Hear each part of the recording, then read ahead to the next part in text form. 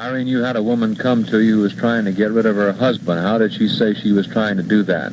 Well, she come to the door. Well, she said she was worried. This woman come to the door. She said she was worried. I said, well, what you worried about? She said, well, I went to a conjurer and says, he told me to get my husband's clothes that he wore next to him. And well, she taken hers to the woods, and she said she buried them in the woods herself. And she said that he would say my husband would go to drooping and wandering away. I said, is he drooping? She said, yes. I said, he's drooping away. Now you go back and get those clothes. And on when you're kidding your husband, she went back and got the clothes. And about a week she come back. She said, he's better. So you have to stop eating. Mm-hmm. You also said it was some way of voodooing a person by doing something with a tree. Oh, dig a hole in a tree. And they said, and then take some of a person's hair, nail it in that tree, then cut the tree. And when you cut that tree, when that tree died, they will die. Irene, how many conjurers would you say are right now in Atlanta? I couldn't count them. There's plenty of them. Plenty of them. Right. Yes. Do they do a good business? Well, how about the chicken? Do you have to get a certain color chicken? Black person, get a black chicken. That if you want this woman to die. Mm-hmm. White person, get a white chicken. And do the same thing as with a dog. And the hard, and you see a woman with blue gum, you have to get a blue chicken, she said. But it's hard now to find a blue chicken. And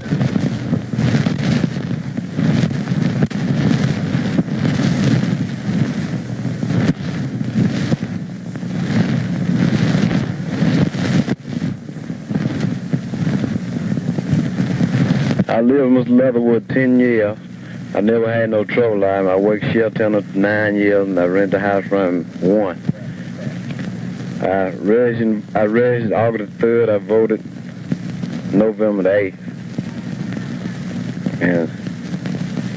And the 14th of December, I moved. When did he tell you had to move? He told me to move the 22nd of November. And now that the Supreme Court has made its ruling, or the Court of Appeals, could you possibly return home now? No, so I couldn't turn home. He told me to get off his problem, and I had to get off. Well, now with the conditions that you've lived under here, with being shot at night before last, you and your family will continue to stay here. Why will you stay? Why would I stay? I ain't got nowhere else to go. And I lived in Fayette County. I was raised and born in Fayette County. I lived in Fayette County all my life, and I want to.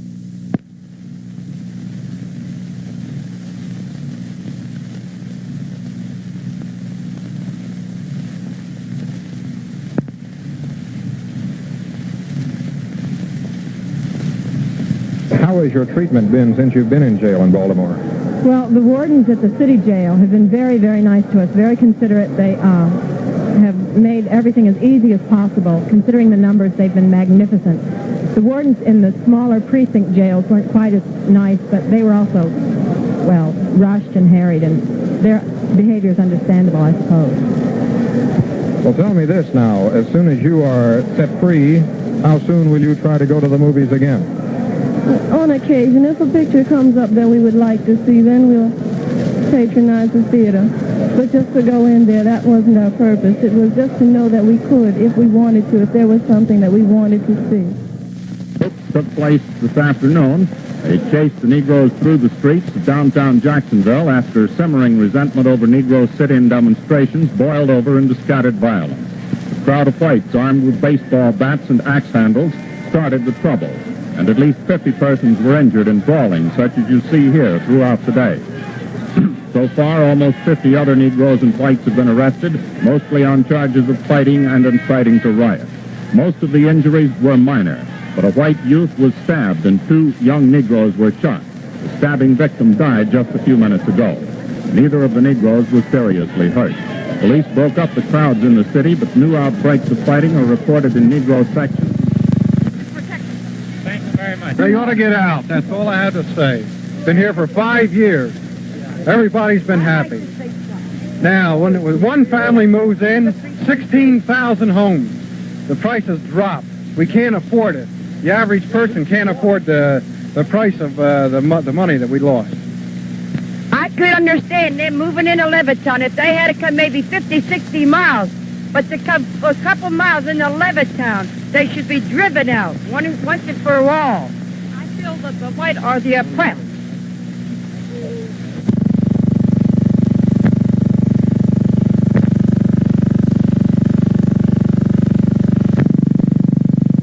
I'm a veteran of the Second World War, and I feel as though that I have as much right as anyone to purchase a home of my choosing and a place of my own selection.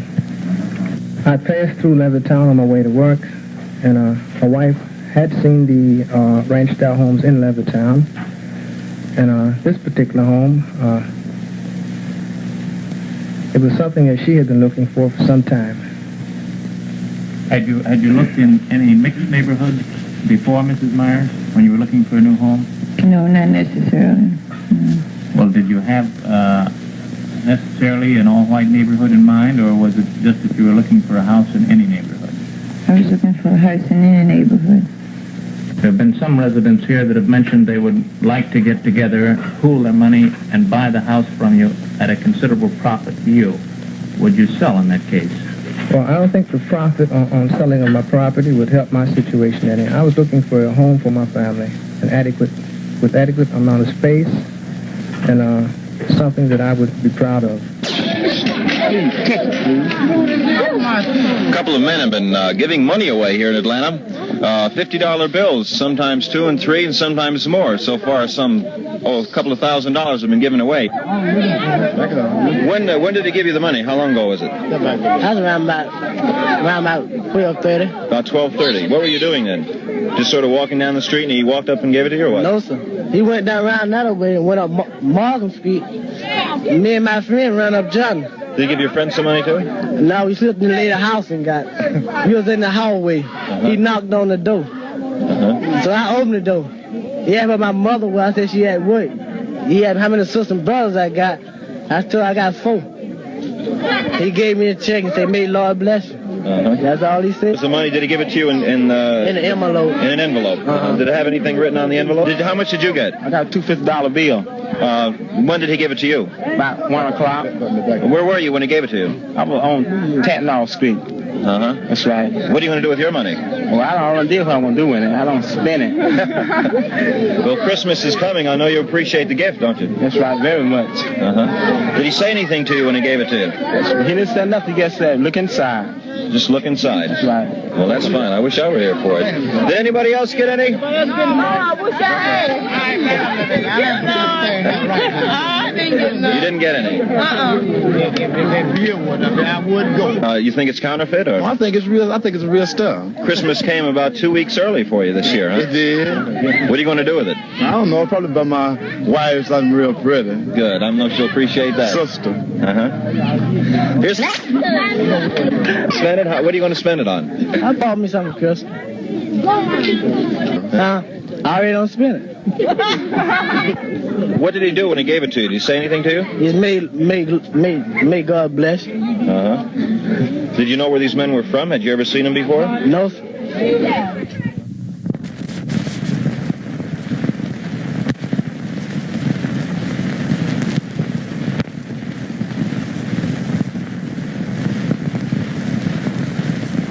You said you had a lot of things to be thankful for. How can you possibly be thankful for living in, shall we say, Little Rock when all these things have happened to you? Well, that's a good question, and I've thought about this a lot, but you can't be remorseful. I mean, in other words, vengeance is mine, saith the Lord, and I have nothing against anyone, and though I've gone through awful times, I think really that it's made a better person of me.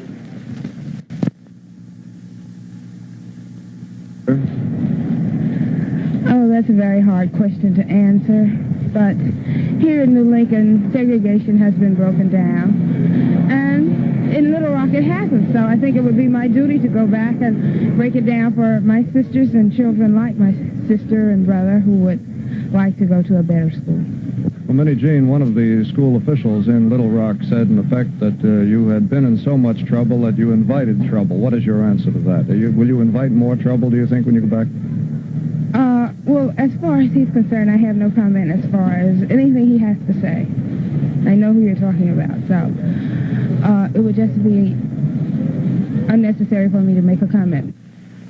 Is your oldest son, George, going to try to go back to Stratford Junior High as a result of this court order? Yes, he does intend to be enrolled on Monday morning. He wants to go back. He wants to be enrolled at Stratford because Stratford is much closer to his home than the school he's attending now. The school, Stratford is only a half a mile from his home, and the school he's attending now is 6 miles one way, and he has to ride the school bus in order to get back and forth. One of my main reasons for wanting to enter Stratford is because I do not believe in segregation, and I'm all for integration. I believe if they can get us in a few at a time, it will help to start solving the integration problem. I'd like to ask you, you're going to be one of the first if you're admitted. Do you think it'll make a hardship on you? Well, I know it's going to be a name-calling and a few fights, but I'm willing to stick with it. What about you, Mrs. Nelson? Are you willing that George should go ahead with this? Yes, I do intend for him to go through with it because it may be a little violence for a while, but I don't think it will last too long because kids will be kids, and I think after a short time everything will work out all right for both of them. About 3 weeks ago, a masked mob broke into the local jail and seized Mack Parker, a Negro who had been accused of raping a white woman. It was 2 days before his trial. His body was put in an automobile and taken down this highway. It was later found in the Pearl River nearby. During the past week, the streets of towns in Pearl River County, Mississippi, have been buzzing with the quiet, prodding questions of the FBI as they continue their painstaking investigation into the Parker kidnap murder case. Sometimes they seem to be opening up new avenues of inquiry. Sometimes they're just covering the same ground repeatedly, hoping that some new bit of evidence will come to life.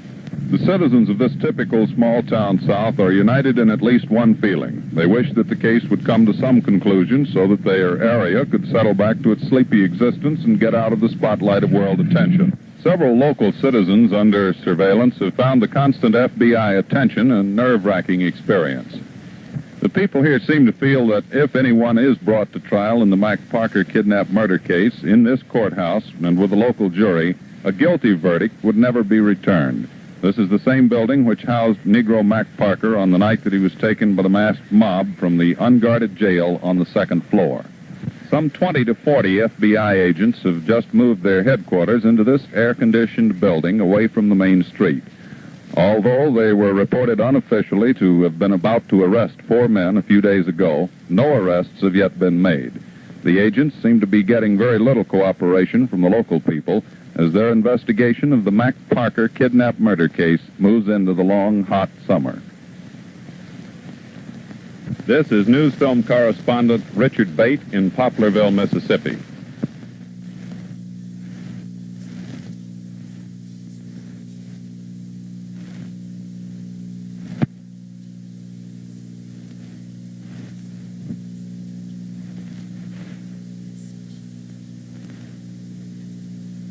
Inasmuch as this is the first time, supposedly, that a white man has been convicted with the verdict of guilty with no recommendation of mercy, it would be the first time that a white man has been sentenced to death as a result of criminally assaulting a Negro.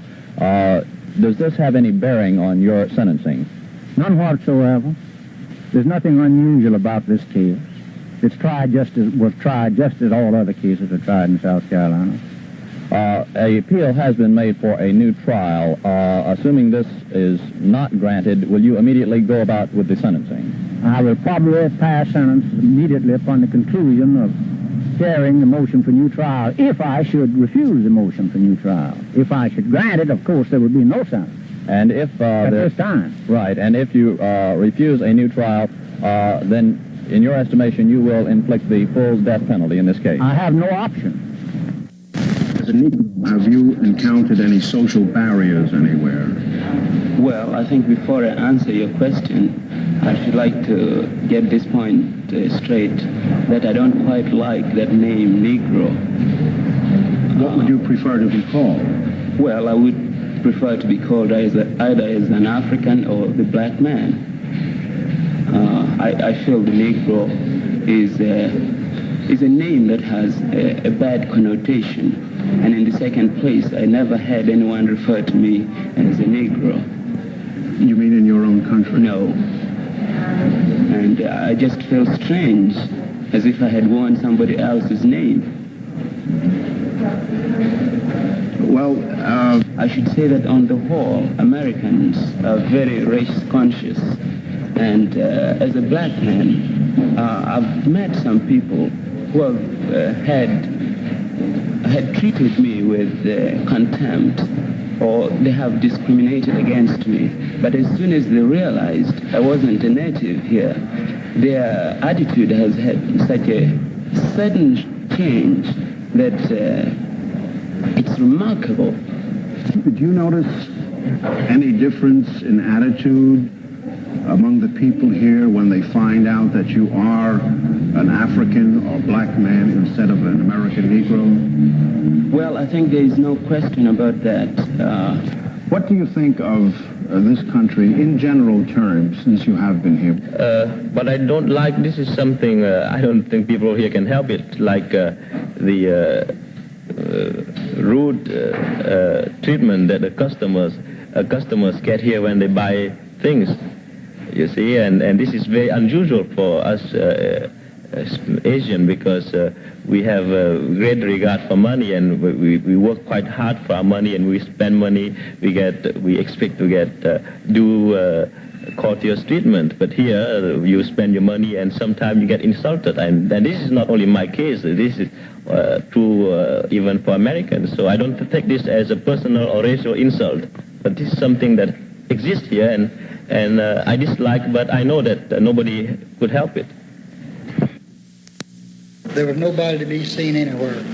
Colored people come out behind the houses and out from the alleys, probably out from inside the houses, and went and wrecked the filling station in just a matter of a few minutes, and then went back in hiding again. We don't have any idea who done the wrecking of the station or the automobiles, but we do know it was the colored people, because the white people had all gone.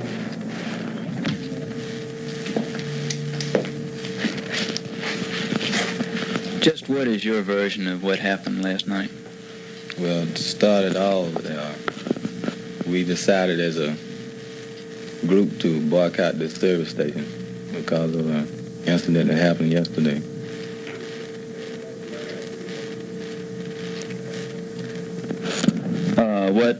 Whose fault was it? I mean, what started the trouble?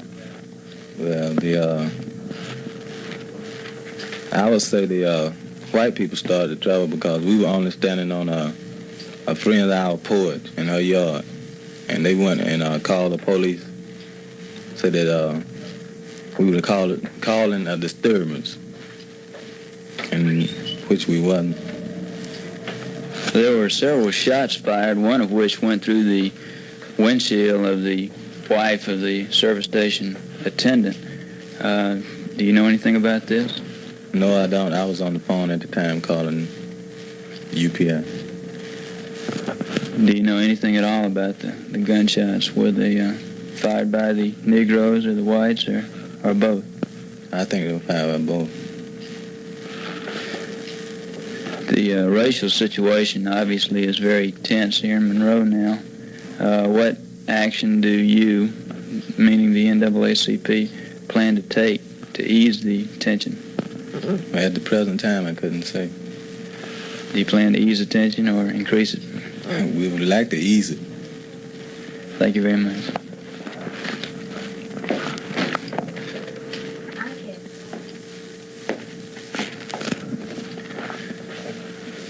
What is your name and title? I am Bernice Turner, National Youth Task Force Worker for NAACP. Regarding the racial incident last night, do you think it could have been prevented?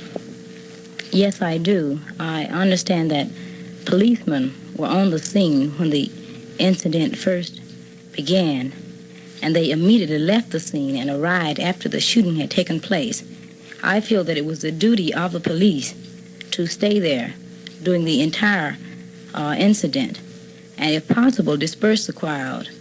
I understand that the police said it was not their jurisdiction to disperse the crowd. It was a job of the federal government. But this is not federal territory. I feel that the local police should have taken the responsibility upon themselves to disperse the crowd, and I do feel that they had the power to disperse the crowd. You said this wasn't federal territory, and yet the GBI has begun an investigation of this, I understand. Do you think that the FBI or the GBI should be investigating this? Do you think this is part of violation of the Civil Rights Act, perhaps? Are today's Negroes ashamed of being black? This is one of the problems that we're taught. In order to get ahead in this country, you have to be as close to white as you can. So you bleach your skin and you straighten your hair and you try very hard to be, and just even trying, just to say I'm going to try, this means that you set up a standard of inferiority, because you know before you start you'll never make it. You can't be white because you aren't. But everything in the society is oriented toward being white. And so that in order to get ahead, you have to get as close to what people who are getting ahead are. And this has produced a very frustrated person. And what we're trying to do is say that this is not necessary, that in order to get ahead, you don't have to go through all of that work to destroy things that you can't possibly destroy. I can't change my color or the shape of my nose. And to try means that I commit myself to a whole life of inferiority. And I don't have time for that. So I accept the fact that, yes, I have nappy hair, and I'm 5'2", and I'm short and fat, so I'm not twiggy. I wonder if you would give us a demonstration of this traditional Negro music. John Hill's a little baby, sitting on his bicycle. He said the big band time is on, she rolls down. She's a different, she's a different.